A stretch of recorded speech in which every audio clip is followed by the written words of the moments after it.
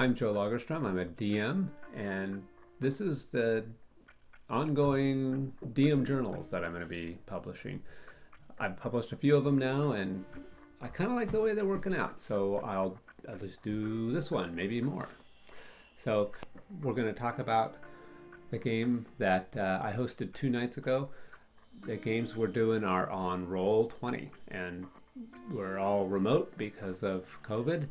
So we've got people flung as far as East Coast, New Jersey, um, North Carolina, and all the way out here in the West Coast where I'm at is Oregon. This game was one that was immediately following, or the plot just kind of tacked on to the end of the last game. The last game, if you watch that summary, the characters had all just finished defeating a band of kobolds, and the kobolds had erupted out of a hole in the ground which was inside of an abandoned building and had spilled out into the street. They managed to wipe out all the kobolds, and the ones that were involved with that are the usual group of five, our five characters, and that's Crumb, who's their thief, and we've got Core, who's their champion, the fighter champion, and then there's Caddis, she's the human fighter, and then we've got Darv, he's a dwarf alchemist and the newest member of the party. And then finally there's Bulgy, the cleric, and everybody's 5th level except for, well, I guess not everybody. 3 of them are 5th level, and coming up pretty close here, and may have just got to 5th level, I'm not sure, is Core. He's a little less experienced than the rest of the group. Came on late because there was a death of a character there. And then the most recent one coming in is that Darv. He's the alchemist, and Darv's 2nd level. So this group was very effective against the group band of kobolds, even though there were a bunch of them. And as I said, the kobolds came out of this hole in the ground in an abandoned building. So as we left the last game, they were looking at the hole thinking, maybe we should check that out and see, make sure there's no more in there, you know? And then we had to stop, and that was the end of our game session. So at this point, they're ready to go. They haven't actually had any time to do any significant healing or anything. So they do some quick healing and rest, the 10-minute rest that Pathfinder gives them, and then they go check it out. So the first thing that they do is just very tentative. We're gonna look in the hole. Stick our head in the hole, look in there, the hole in the floor. What do we see? Well, what they see is nothing but some darkness. But what they can smell is, you know, it didn't smell just like a hole in the dirt. There was an odor to it. There was some foul air coming up from there, and kind of like rotten food and must, like cavern, not like a shallow hole. So that was a clue to them that they probably were going to need to go into this thing. So it got organized, and the hole was small enough they had to actually crawl in, and there was a pretty steep descent. So they were crawling down at an angle there, single file, looking to see what was at the bottom of this thing, and they come down to where the tunnel that they're crawling through, it flattens out. And so instead of an incline, it flattens out. And at the point where it flattens out, they feel that the dirt and stone that they've been crawling on turns into more of a sandy, soft surface. So they take that to be good, that they're probably at the end of the quest there, or the end of the journey, that they've gotten near the bottom. And most of them have dark vision, so they're able to see ahead of them, but of course this thing they're crawling through twists and turns, so they can't see very far. But so they're crawling forward, and what they've done is they put, a standard procedure I suppose, put the fighter at the front, because you might run into something and you want somebody tough up front, right? So that's Core. Core's up front crawling, and as he's crawling through the sand, he puts his hand down and feels something under the sand, and as he puts his weight on it, there's a click. And I think at this point they remember, you know, this is a kobold thing. Kobolds came out of this thing, and kobolds are famous for something. What was it? It's traps. Yeah, they're very famous for setting traps. And so yes, there was an explosion, and Core took some damage from this explosion, this charge that was in the sand. And it wasn't severe damage, but more annoying than that is that the explosion was somewhat of a shake charge, and it blew the sand into Core's eyes and into everybody else's eyes behind him as well, as it blew all the sand back in the direction from which they came, so basically in their faces. And so there were some saving throws that had to be made, and it was an interesting result. So two of the characters, they managed to close their eyes and cover their eyes when they saw the sand coming, and there was no ill effect. The other characters, the other three, they critically failed their saving throws. So not only did they get nasty sand in their eyes, they got so much of it they were actually blinded. So we have two, and Core, the guy in the front, is one of the ones that's blinded. So that was a situation that, and that started off things. And as that happens, and the ears stop ringing, they hear rustling. The cavern opened up, and they were able to stand up. And the ones that were able to see rushed in, and the ones that weren't immediately got out their water and started rinsing their eyes out, and that took some time. And after they were done rinsing their eyes out, there was sand in their eyes for quite a while. In fact, for basically another 9 turns that they had reduced perception and reduced attack bonuses because of having to try to see through sand and the grit that's in their eyes. But as they were able to stand up and move forward, they were met by coming out of the dark shadows ahead of them. 2 things. One thing, they noticed that there is a glow, that there is some natural luminescence in this cave. And coming past that glow, and a silhouette at first, but here comes a man in the shape of a rat.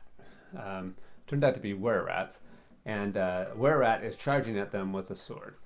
And so battle ensued, and they took on one were-rat at first, and then as Bulgy is rushing forward, because he's one of the ones that can see, as he's rushing forward to the were-rat and then a second were-rat that's coming out of the darkness, he happens to notice that there's a hole in the side of this cave, and it's been kind of covered up with moss and everything. It looks like it's trying to be hidden, but he doesn't have time to mess with it. He just notices it and rushes on to attack this second were-rat that's coming.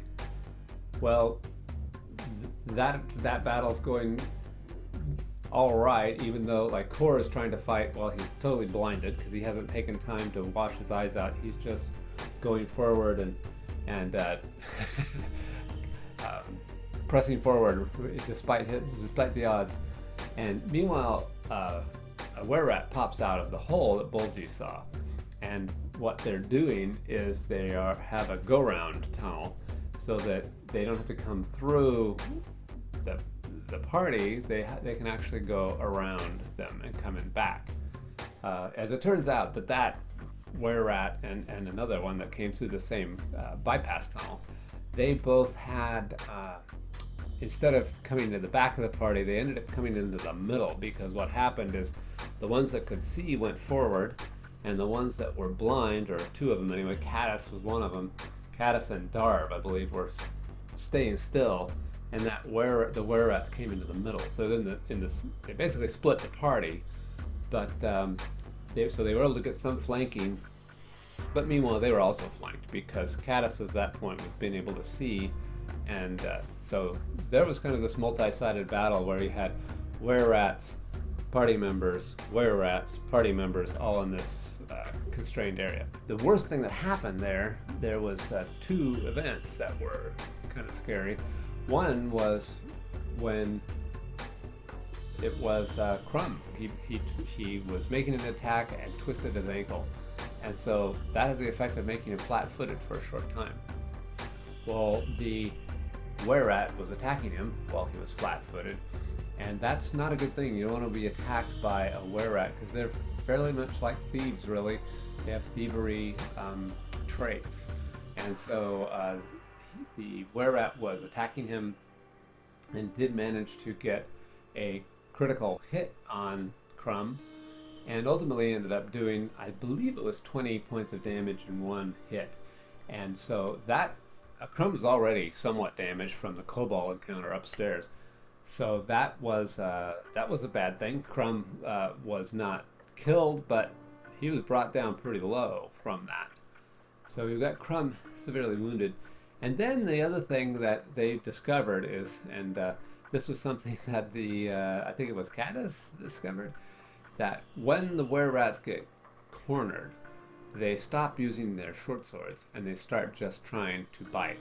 And as soon as they bare their teeth and start to bite, it's a good reminder they're were-rats, because we've got the teeth, as I described them, there's a lot of drool involved and a lot of slime dripping from the teeth and a horrible breath as this thing is coming at the character for a bite. And so they're taking bites at the character now in desperation, and with certainly the potential of passing on lycanthropy. So that was a bit tense for the characters. In the end, they did manage to take out all 4 of the were-rats. Now, as they come into the caverns, they look around, they see the luminescence is coming from some lichens that grow on the ground in big patches, and there's some light luminescence that comes up from those. That's nice. There's some mushrooms, some large, about so big mushrooms just here and there around the cavern. And there's arms of this cavern that go off into the darkness, 3 or 4 of these things that wind off into the darkness. And they're starting to understand this place isn't just a hole in the ground where the kobolds have been hanging out. So they decide to let's look a little further. Even though Crumb is mortally very wounded, the healing, we've got a cleric, but he's pretty much out of healing spells because of all the activity we've had. It's not just the kobolds, because just before the kobolds they were doing that heavy battle with the hobgoblin archers and ogres. So this is like 3 big encounters in a row they've had with hardly a chance to catch their breath. Things are coming fast. And this is all in town. It's supposed to be a safe place, right? So they are now moving down the cavern a little further. The next thing they encounter is their dark vision, and the luminescence kind of allows them to see a little further. The cavern opens up, and then they see a passageway off to the side. But right at that passageway, there is a body laying there, and it's a kobold. So that's not too big of a shock. This place was where the kobolds were before we took care of the kobolds. But that kobold laying there is not only dead, but his body is almost entirely encased in little mushrooms. So he's like this carpet of fungus laying there. And the natural reaction of everybody that looks at that is like, ooh, I don't want that to happen to me. I'm not sure what happened to this guy. And so they look into the cavern, the part of the cave that this kobold is laying next to, that opening. And they look in there, and there's more of these mushrooms that they've seen around, these large mushrooms, and more of these lichens that are putting out some light. And there's an opening, so another tunnel that goes out the back of this thing. And there's also something else. And they look at the map that I'm showing them, and they say, well, what is that other thing? And I said, it's nothing much. It's just a small box, like a leather box. It's actually like a case sitting there on the floor. Well, now they are concerned. It's like, okay, this is clearly a trap. There's a dead kobold here covered with mushrooms. There's this alluring, interesting thing over there, and doesn't seem to be anything between us and them except these big mushrooms, but the kobold's covered with little mushrooms. It's suspicious. So this ensues the usual party discussion, back and forth. The clock is starting to tick as they're trying to decide, how do we deal with this? Because this is clearly a trap, but should we just leave it alone? And some people, let's just walk away. Just walk away. There's nothing in that case that's, the DM's just trying to trick us here. We don't need the case. Let's just go on to the next room, or even better yet, let's leave. But unfortunately, while they're doing all this, Core gets impatient. And Core says, forget it, I'm going in. Ian takes the token and moves it straight into the room. As Core is entering the room, though, something happens that makes him stop. And that is that the one big mushroom that is similar to all the other mushrooms they've been seeing in the cavern, there's probably a dozen of them, it speaks to him as he's starting to walk by. He stops, and the mushroom has said, password. And so Core is taken back by that. He doesn't know a password. He hasn't received any clues, hasn't seen anything about a password. So the next 10 minutes now, Core backs out of the room, and the various party members all try to think of what the password might be, and they try it. So Bulgy, I think it was Bulgy, goes forward, walks up to the mushroom, and the mushroom, who's now transformed, is not a mushroom anymore so much as he is a fungus lushy standing there. And so the fungus lushy standing there, and Bulgy walks up, and the fungus lushy says password, and Bulgy says slider. And that's a pretty good guess based on the past history of games that have been going on in my world for the last 6 months. But wrong password. So Bulgy is told, wrong password, you go away. So Bulgy backs off. Well, another character comes forward. I think it was Caddis that comes up and says password, and Caddis says Maca. Wrong password, you go away. So Caddis goes away. So they tried this for a while, tried various passwords. None of them are correct. So there's the case, there's the mushroom, and there's the kobold covered with mushrooms, the dead kobold covered with mushrooms. Ultimately, they decide, we're going to pass on this one for now. And so I don't think it was easy, but they ignored it and moved on. So next cavern. So off to the right is another opening, and in they go. Now in this cavern, there is traces of people having lived there. There's broken furniture, and there's garbage from people's, rotten clothing and packs and this sort of thing, broken tools. The whole place has been abandoned or just inhabited by kobolds for a little while. But so there's nothing of value in there. But as they're looking around, and as I said, they have dark vision, they realize in the back of this cavern, there's like this black wall. But it's not a wall. So as they look at it, they realize it's a section where our dark vision cannot see through it. And so they cast light on a rock and see if the light can go through it. And the light can't go through it either. It's not a wall, it's just darkness. And so they throw the rock into the darkness, and it just goes and disappears. And it hits the plane that is the darkness, it disappears. So now they are interested, and their fear factor is rising. And so they're trying to decide, what are we going to do about this? This is kind of scary. And then they realize the room where they're at is actually warmer than the other parts of the cavern. In fact, it's probably a good 5-10 degrees warmer in this room. They're starting to sweat. This place is toasty. And it does smell a bit like, it's not smoke, it just smells like somebody burned something. And again, Core decides, I'm just going to go take a look. And so Kor walks forward with the intention of sticking his head into the black curtain, if you will, to look on the other side. It's a logical thing.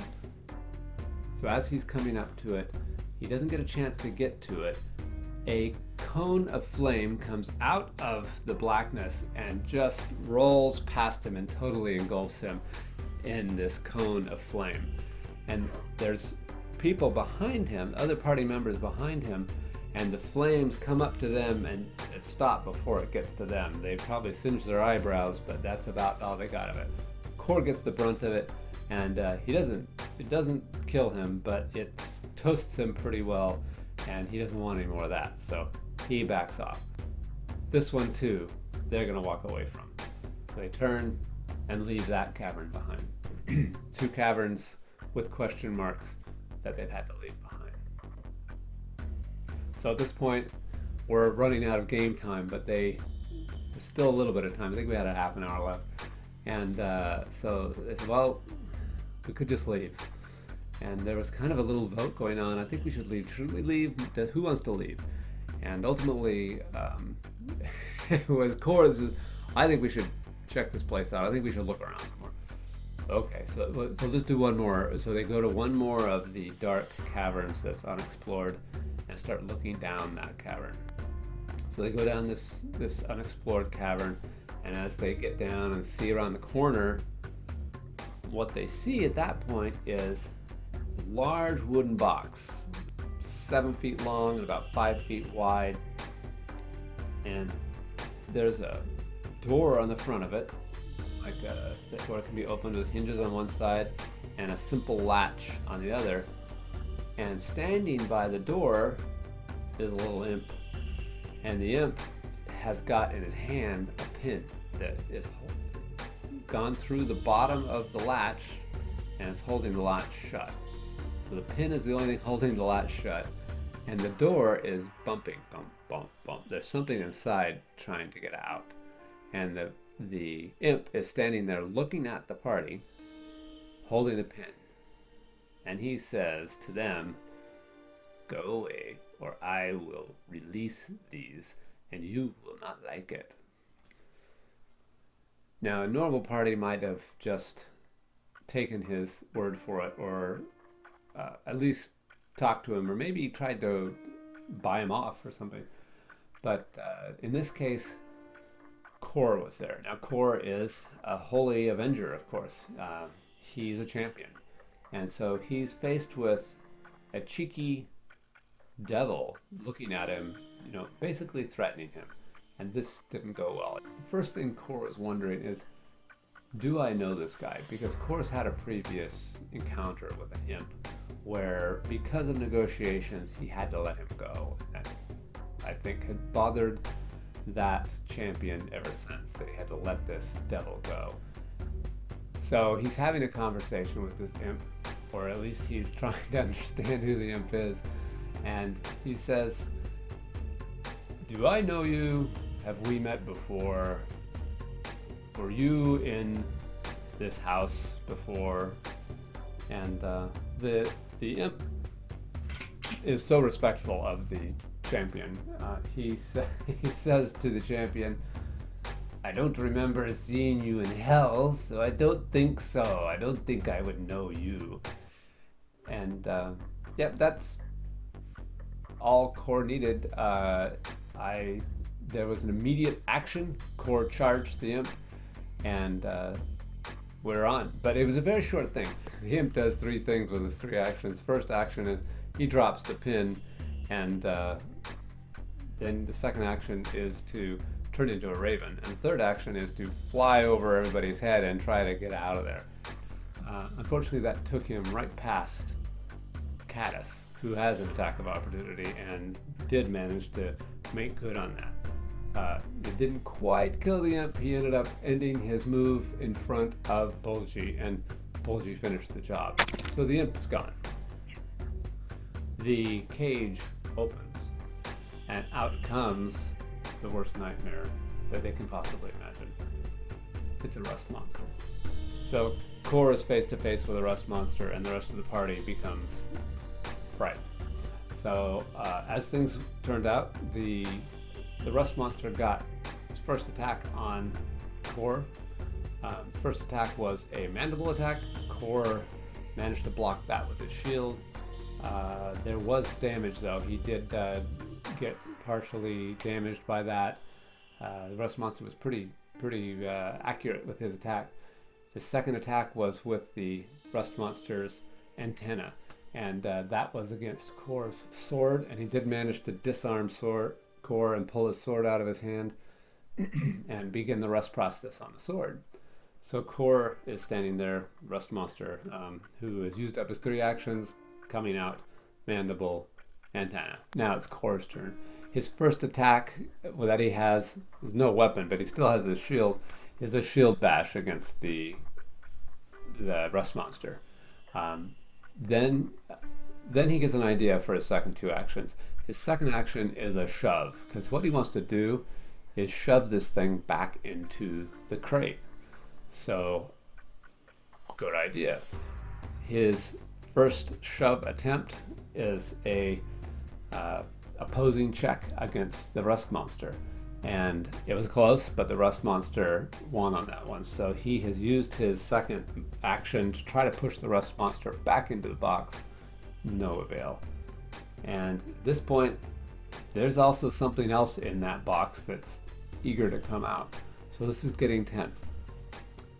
Core uses his last and final action, decides to try another shove. So he again pushes and heaves this rust monster to try to push it back into the box that it came out of.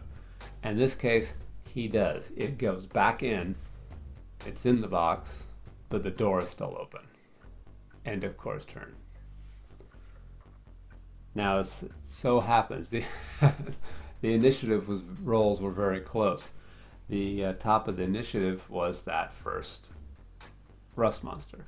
Next one was Core. Third one, Caddis. Fourth and fifth, 2 more rust monsters in the box.